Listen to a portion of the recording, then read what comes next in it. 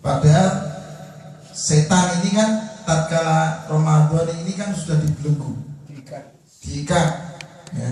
Berarti kan mestinya kita sudah terlepas dari godaan setan. Tapi ternyata kok setannya masih dorong. Setannya ada. Allah, ini firman Allah mengatakan alam yakni lil ladina amanu an takhsa'a qulubuhum li dzikrillah.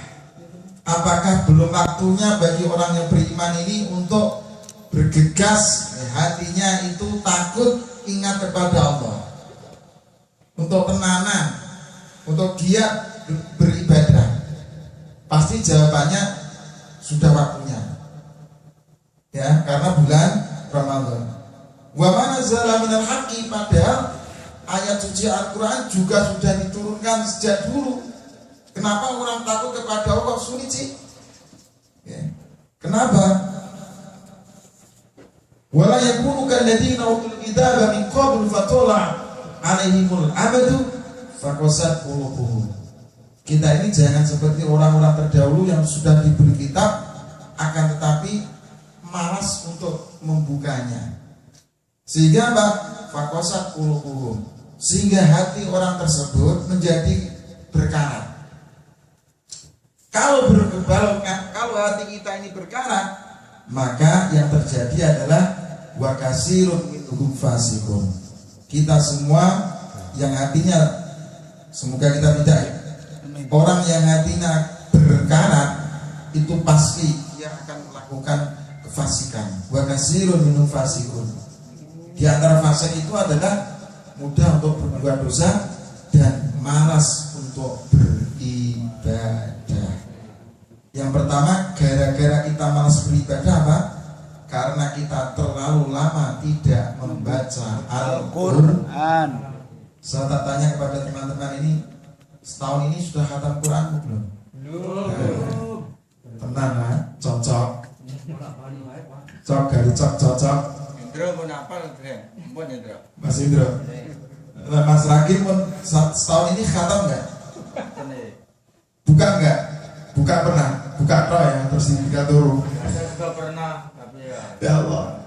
Ini gejala awal. Jadi orang itu ibaratnya hati itu ibaratnya mesin motor, mesin mobil. Mesin itu kalau tidak diberi pelumas, ya, lama-lama akan menjadi berkarat. Nah, lambe ini kalau jenengan sedaya iki ibaratnya apa? Ibaratnya ini lho, kontak. Jadi kalau lambe itu dikontak terus mesin ini, maka dia akan bergerak. Artinya apa? Kalau bibir kita ini membaca Al-Quran, maka yang di dalam ini otomatis hati kita bergerak. Nah, bergerak ibaratnya motor, ya, itu mesinnya tidak terlalu lama berhenti. Kalau tidak terlalu lama berhenti, insya Allah tidak macet. Ya. Kita punya sepeda motor, punya mobil, lama sekali nggak pernah dipanasin, ya. Lama sekali nggak pernah dibunyiin, pasti macet. Ya. Begitu juga hati kita ini lama sekali nggak diputerin dengan bacaan Al-Quran yang lewat mulut kita, maka juga lama-lama menjadi berkarat. Kalau berkarat, ya, kalau sudah menjadi berkarat, maka yang namanya sholat menjadi aras-arasan, yang namanya puasa menjadi berat, ya, yang namanya zakat menjadi geman. Ya. Geman itu apa bahasa Indonesia ini? Pelit itu bahasa Jawa. menjadi apa? Geman itu apa, Mas? Eman. Ini ada Eman itu bahasa Jawa nih. Eman itu bahasa Jawa. Pokoknya gitulah. Ya. Lagi kenapa? Gilu mau kaji dadi abot. Padahal omahe wis api, motor wis api, bojone ya wis ayu. Loro sisa. Kayak berangkat haji ini kata-kata geman. Gitu sawase. Nah, gitu sapi se, gitu apa nih ngono. Jadi kadang-kadang penyakitnya. Karena apa? Dia merasa hatinya itu berkarat. Untuk itu kita berusaha, ya. Berusaha ini supaya hati kita tidak berkarat. Usahakan, ya, setiap hari itu dipelumasin dengan membaca Al-Quran. Okay. Diplumasin hati kita ini supaya tidak berkarat. Usahakan setiap hari membaca Al-Quran minimal 1 halaman. Okay. 1 halaman kan bisa, kalau masuk 1 halaman nggak bisa. Kalau Mas Rakil saja buka HP itu 1 hari bisa beberapa halaman kok. Ngecas ya. Nah, ya. Apalagi yang dibuka itu Facebooknya, wah, Facebooknya anak-anak cantik itu, wah, Gelitir. 1 hari bisa 10 halaman itu. Ya Allah. Padahal di HP kita juga ada Al-Quran. Kalau mau buka kan itu kan, tapi yang dibuka kan ternyata enggak itu. Ada penulisan aja. Ya Allah, yang dibuka itu yang lainnya Al-Quran. Yuk sekali-sekali Qurannya dibuka, orang usah lama-lama lah, setengah jam. Setengah jam lah ya sedih. Lama mana dengan Facebookan yang lainnya kan gitu. Artinya usahakan lah, istiqomahkan ya. Kita panasin, ya, kita lumasin hati kita itu dengan bacaan Al-Quran biar tidak berhenti, biar tidak berkarat. Karena kalau berkarat akan menyebabkan dampak tubuh kita ini digerakkan untuk ibadah menjadi berat. Gitu. Kalau lama sekali nggak membaca akhirnya menjadi mati. Nah ibaratnya mati, mesin kok mati harus didorong. Dorong mana? Nah ada mobil kok mogok kan mesinnya mati dong ya. Motor mogok harus didorong. Artinya apa? Kalau ada teman kita sudah lama tidak beribadah, itu perlu didorong teman-teman yang lain. Karena memang hatinya sudah mati, gitu loh. Jadi kalau orang itu lama tidak beribadah, otomatis mati hatinya.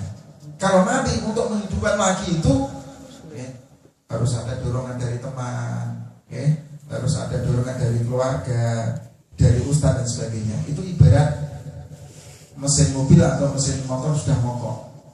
Tapi nak jenengan sedok ketoknya urung mogok ketoke. Walaupun ya kadang-kadang cara businir kecil lah. Kadang-kadang ya nak sholat ya berbet-berbet barang apa.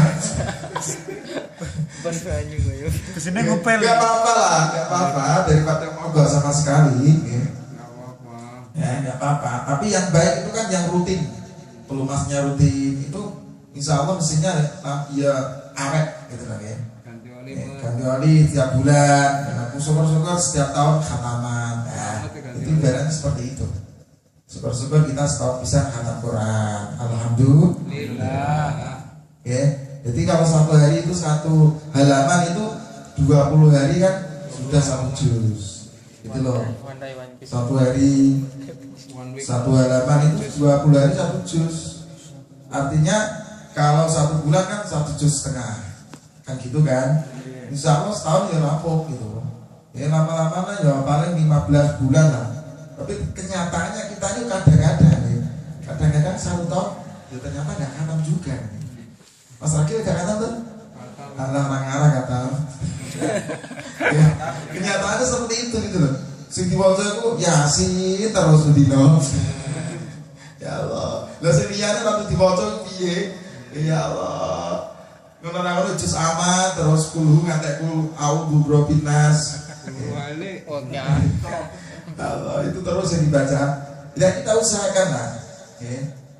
Usahakan supaya apa? Dalam rangka hati kita ini biar tidak mati. Kalau hati ini sudah mati, itu akses anwarul ilahiyah juga sulit. Akses anwarul ilahiyah itu juga sulit. Karena ibarat HP itu tidak ada sinyalnya. Akses anwarul ilahiyah maksudnya ya kita berzikir, kita berdoa itu seolah-olah hampa. Seolah-olah tidak ada channelnya. Karena apa? Hati kita mati. Seperti ini. Seperti seandainya nih, pengeras suaranya ada mic-nya, ada salonnya, ada mesinnya. Akan tapi strumnya mati seandainya, padam listriknya, dia nggak bisa nyala. Sama tatkala kita itu ada Allah yang dimintai, ada kita yang meminta, ada doanya juga. Loh kok gak makbul, gak manjur-manjur? Apakah Allah Ta'ala baru prai menjadi pangeran? Apakah Allah Ta'ala lali karo wae karena apa? Tidak ada sinyal. Sebetulnya seperti itu. Padahal dikatakan di keterangan lain itu katanya bulan Ramadan ini doanya orang yang berpuasa dijabahi. Mana buktinya? Kok nggak dijabahi? Kadang-kadang kan gitu kan. Kita ini penasaran. Katanya bulan Ramadan ini orang yang berpuasa, kalau berdoa diijabahi. Tapi buktinya jenengan pernah jajal nggak? Dijabahi nggak?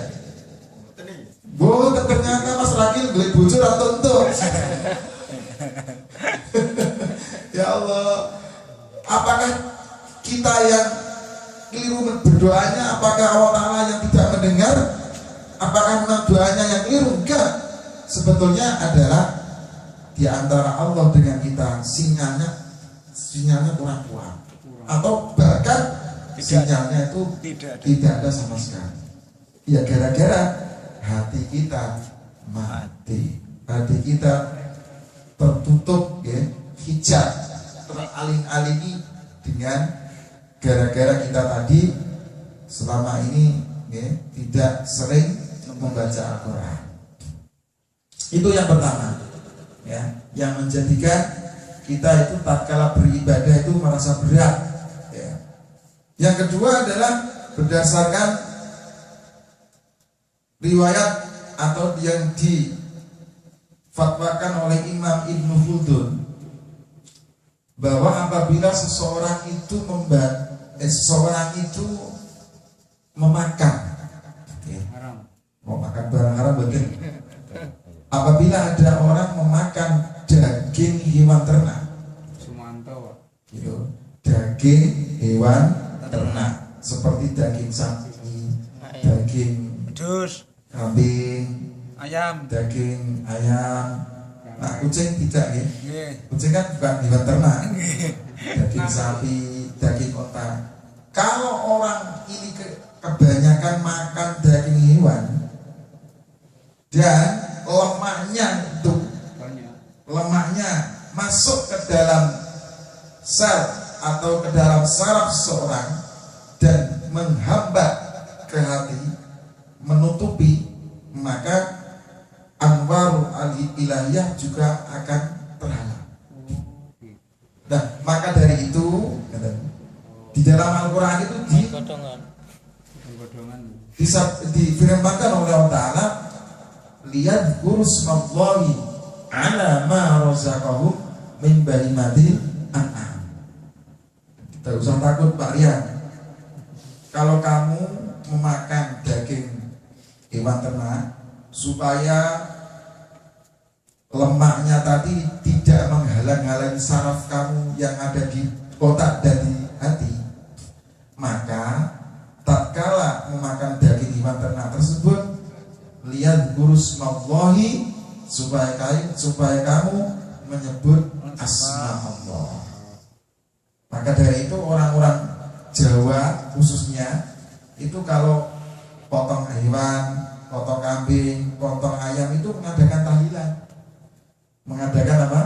Manakipan, pokoknya itulah, baca-baca Al-Quran dan sebagainya. Itu dalam mereka itu supaya apa? Daging yang dimakan ini mengandung spiritual, supaya tidak mengganggu saraf kita yang kemasukan lemak daging tersebut. Maka dari itu orang Jawa itu orang di tahlilan kan maca Quran dia kan mesti wegah. Itu loh. Mesti wegah, maka diakal supaya ini supaya ini uangmu gelem kelompok, supaya orang itu mau berangkat, mau bersatu, berdatangan gitu, terus makan-makan, itu caranya seperti itu. Yang keduanya caranya supaya ini daging yang dimakan ini tidak mengganggu akses spiritual, akses anwarul ilahiyah kepada Allah ini tadi. Karena apa? Kalau ada orang makan daging hewan ternak dan lemaknya kebanyakan di tubuh kita, bisa mengganggu saraf kita yang di otak dan di hati, sehingga saraf-saraf tersebut akan tertutup oleh lemak hewan tadi. Kalau tertutup, otomatis akses anwarul ilahiyah itu berat. Kadang-kadang ngaji ngantuk, sholat, ya ada tuh. Kayaknya kan. Kayaknya.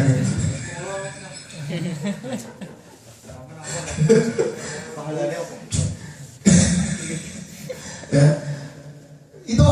Itu bisa dihancurkan ya. Dari lemak-lemak yang ada di tubuh kita, Mas Ragil, itu bisa dihancurkan. Tidak usah takut. Kita makan daging silakan, karena daging itu juga mengandung spiritual. Orang yang makan daging itu kecerdasan otaknya juga tambah, gitu loh. Orang yang makan daging dengan orang yang makan dongtelo terus itu lain, perkembangannya lain. Cuma pesen Ibnu Khaldun, jangan makan daging tok tanpa disertai zikir kepada Allah. Zikir itu ya bisa membaca Al-Quran, bisa membaca istighfar, bisa membaca sholawat gitu.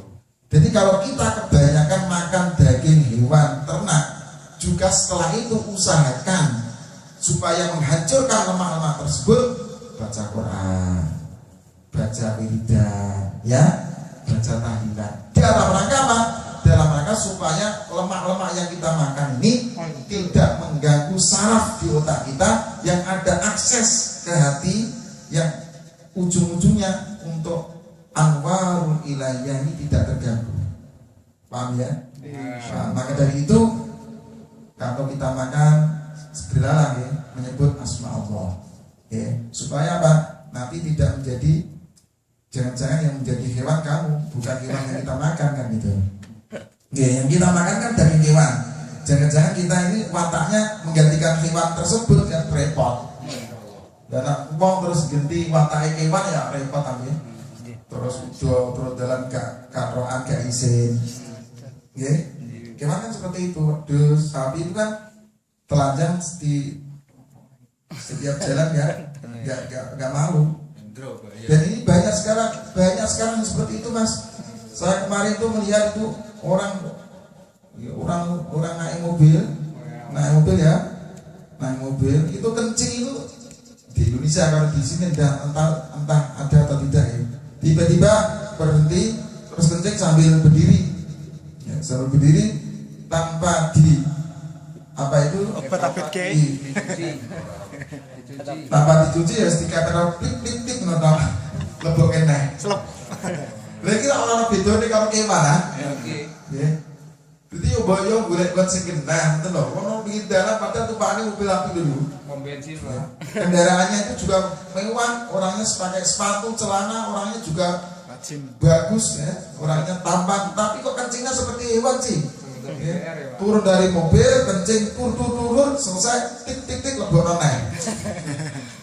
Tiga obat. Kalau ini jangan-jangan kebanyakan makan daging hewan tadi, karena dia tidak disertai dengan zikir asma Allah, akhirnya seperti kelakuannya juga seperti hewan. Nah, itu lagi mulai, belum pernah ngomong itu. Praktis lah. Belum itu serai sini atau tengah dalan di geret naik. Ada orang bujone kan gitu. Jadi akibat seperti itu. Jadi akibatnya nanti banyak sekali. Sehingga kita usahakan tatkala kita itu memakan daging hewan ternak, usahakan untuk menghancurkan lemak-lemaknya tersebut dengan cara kita banyak berzikir kepada Allah Subhanahu wa Ta'ala. Yang kedua, Mas, jadi guru-gurunya awake dhewe aras-aras ibadah sing nomor 2 niku wow. Kakian mangan daging hewan sing tanpa zikir dhateng Gusti Allah. Yang ketiga, ya. Yang pertama tadi kan suwe ora maca Quran. Eling. Sing nomor 2 kakean daging hewan ternak. Sing nomor 3 digoda setan.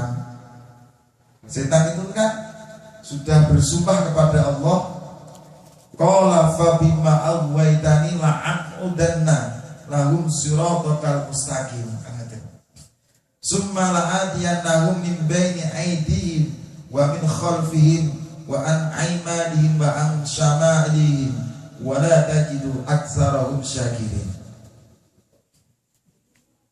Yang ketiga, kita berat untuk ibadah itu karena apa? Kita sudah dihalang-halangi oleh setan ya. Setan itu adalah jin yang kafir, kemarin sudah saya terangkan Setan itu sadar bahwa dia nanti di neraka, tapi dia tidak terima kalau di neraka sendiri, gitu loh. Maka dia berusaha mencari teman sebanyak-banyaknya. Dan tujuan setan adalah supaya apa? Nanti dia itu walaupun di neraka yang di atas, yang temannya ini yang di bawah. Gitu. Jadi ance-ance cara bahasa Indonesia, bahasa Jawa ini. Jadi yang paling bawah itu manusia, karena setan gitu. Dia sing rada ora patek panas. Jadi sadar sekali bahwa setan itu dia sudah sadar nanti bagiannya di neraka. Maka dia berusaha menggoda orang yang beriman ini tergelincir ke neraka. Lah rasa ora iman ora usah digoda wae wis bolone. Kan gitu. Lah rasa ora iman ora digoda Pak. Bolone lampun digoda. Nggih, sekarang bolone barang kono ya wis ora usah digoda nggih. Yang digoda itu ya yang kira-kira masuk surga kan itu nggih. Dengan setuju itu insyaallah amin Allahumma amin. Lah apa mulo sing ora ibadah wis bolone kok yo ora usah digodha. Koloplek. CS Jadi daerah wis ora ada setan. Ane bolone anak buah. lah kowe itu kan kita semua ini kan orang yang beriman pasti digoda. Pasti. Jangan bermimpi kita tidak digoda ya, oleh setan. Nah, setan itu menggoda pertama dari depan, kedua dari belakang, ketiga dari sebelah kanan, keempat dari sebelah kiri. Yang tidak bisa digoda setan itu adalah atas dan bawah. Ini pantoran ya. Jadi setan itu menggoda manusia dari sebelah kanan, dari depan, belakang, kanan, kiri. Lo tak terang mas, nah orang nyanda ya sesok sesok aja mungkin tadi. Maksudnya pergi. Nyanda. Yang tidak bisa digoda setan itu adalah atas dan bawah. Tahu mas? Yang tidak bisa digoda setan orang yang beriman itu adalah atas dan Bawah. apa kira-kira? Atas doa. Bawah. Merenungi nasib. Itulah yang sudah punya nasib buruk seperti kamu. Atas itu namanya orang yang sedang ingat kepada Allah. Ya. Setan pasti tidak bisa mudah. Orang yang sedang pikiran itu setan tidak bisa mudah. Ya. Maka dari itu apabila kamu ingin tidak dimasuki setan, sering-sering pikir, ingat Allah, pasti setan akan lari tunggang langgang.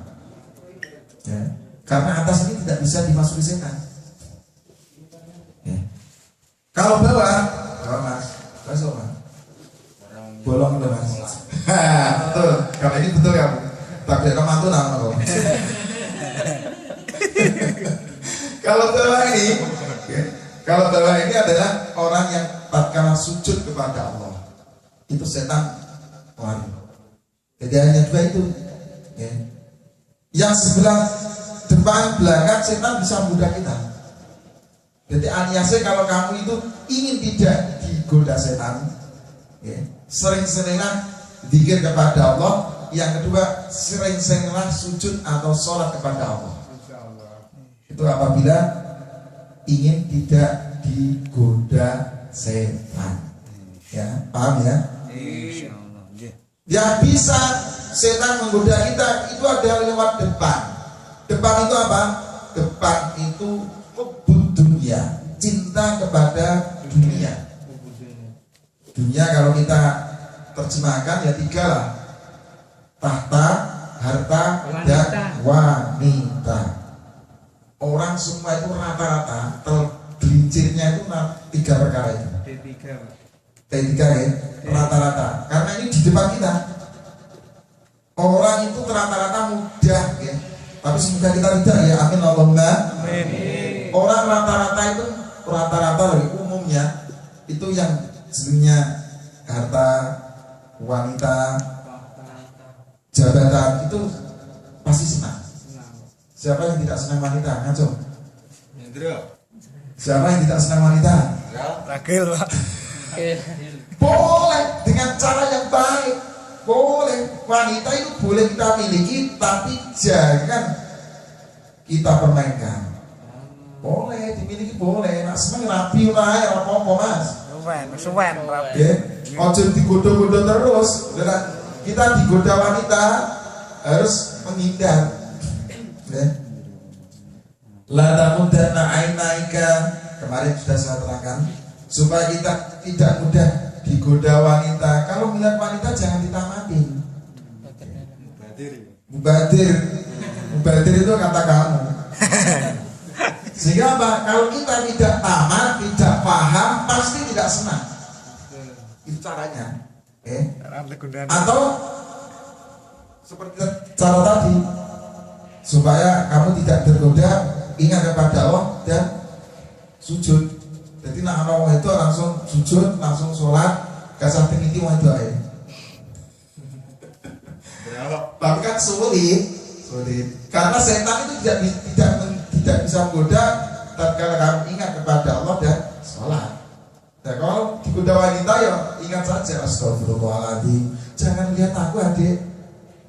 Kalau lihat itu ternyata masih sejak sisa dirakol sisa ini loh. Wah itu tambah godaan. Ya Allah, itu caranya gitu. Jadi kalau kita menghindar dari godaan setan yang umpamanya adalah seorang wanita, cara kita meninggalkan jangan kita tamatin. Ya. Nah ditamatin, dipelototin mesti Semakin menggoda. jangan di bulog. Wah. Jelas pokoknya. Mulusnya caca, montoknya. Wah ini kalau ditamatin ya terus gairahnya timbul. Masya Karena itu adalah Allah. umpan daripada setan kan itu. Gak boleh mas. Lah kalau kita ayo serak kuat ya balik nikah aja. Oke. Nikah saja. Kalau di sini aja ya, sini tak nikahin di sini gak apa-apa. Oke, tapi sudah berat kan? Berarti nikahin di sini saja gak apa-apa. Yang penting jangan sampai melakukan umpan setan tadi. Karena itu adalah rakyat setan, gitu loh. Nah, daripada kita bermaksiat terus nikahin aja gak apa-apa. Ya, gak apa-apa. Itu cara menyalurkan yang lebih baik. Ya. Tari wongnya gelem merasa, kurang gelem ya coba paksa. Ya. Dia mau, orang tuanya oke, nikahin di sini, siap. Siap kalau nikahin kan hanya syaratnya ada ada saksinya juga, ya. Siap ini. Ada pengantinnya, ada maharnya, beres. Oke, sip. Beres. Ya, pacaran. Tapi nak nikah di sini ya ngimi-ngimi kancane itu sana sebelum tutup kan sana ya. Pecer. Udah kepecel iku lah sing dibujuk kan aku barang terus gak iso nyalon lah ya. Pak Rian barang itu terus piye? Adi botol kalatke. Allah. Ini setan cara menggodanya dari depan. Kalau berhasil kita digoda oleh setan, akan menjadi teman setan.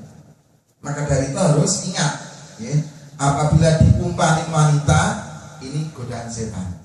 Itu ya, bukan wanitanya setan, betul. Setannya yang ngumpanin gitu loh. Jangan-jangan kamu bilang kamu setan, wah, marah mati. Ya. Setannya ini loh yang bikin umpan. Gitu. Jadi wanitanya itu dibikin umpan oleh setan. Ya. Itu untuk menghindar seperti itu. Harta benda juga seperti itu. Kita kadang-kadang disibukin mencari harta benda, sementara kita lupa untuk beribadah. Ya kadang-kadang gitu. Manusia itu apabila seperti Ustadz ini, wah bisa juga setannya kamu dengan setannya Ustadz itu juga lain. Beda-beda. Lebih pintar setannya Ustadz. Lebih elit. Ya. Kalau setannya kamu ya setan yang keracak-keracak itu aja sudah kamu tergiur. Udah cukup. Dan Ustaz kan udah angel. Ustaz kan diumpani wong itu kan mesti mau Ustaz. Ini baik-baik kan Ustaz padahal ya mau doa ya aslinya. Tapi kan kita kan juga punya pegangan itu loh. Ustaz kok diumpani. Ramai cakram sih. Ya. Diumpani perempuan kan mesti gak mau. Dan setan juga pintar.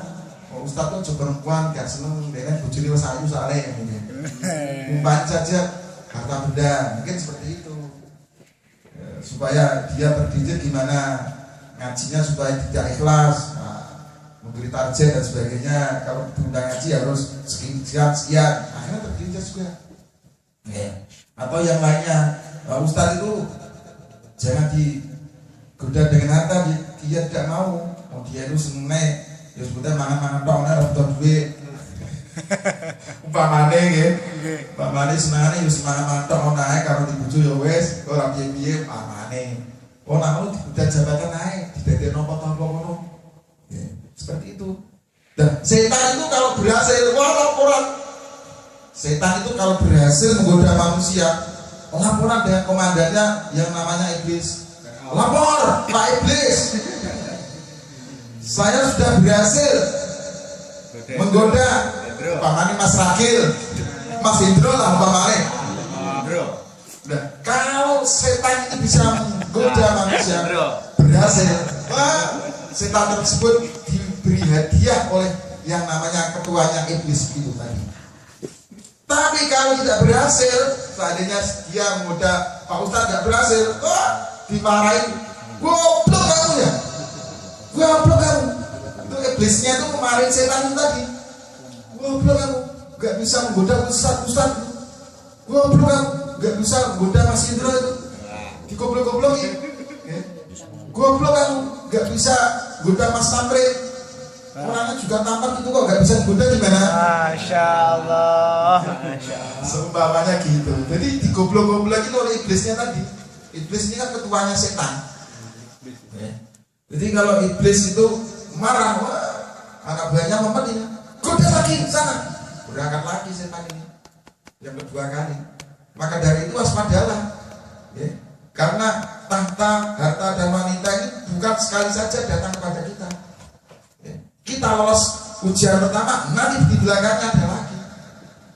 Kita digoda wanita yang tidak cantik mungkin tidak tertarik. Tapi yang belakangan ini cantik, mampu juga naik mobil Mercedes Benz, pasti seperti itu. Nah, di sini asalnya mau biasa saya sih bodoh ya udah apa ya Mas, untuk suka sisa tumpahan mobil saja lah. Mas Rakil di bodoh itu wahyu tumpahan mobil duitnya wahyu. Kira-kira gemetar pernah Mas? Nginderi. Apa sih? Kira-kira gemetar pora kira-kira. Mas gemetar. Itulah seperti itu. Jadi kita harus tahu bahwa setiap saat kita ini akan diumpanin oleh yang namanya setan. Yang pertama wanita, yang kedua harta, yang ketiga adalah jabatan. Maka boleh kamu memiliki wanita asal dengan cara yang dihalalkan oleh agama. Boleh kamu memiliki harta asal dengan cara yang baik. Boleh kamu menjadi jabatan yang tinggi, mempunyai jabatan yang tinggi asal diperoleh dengan cara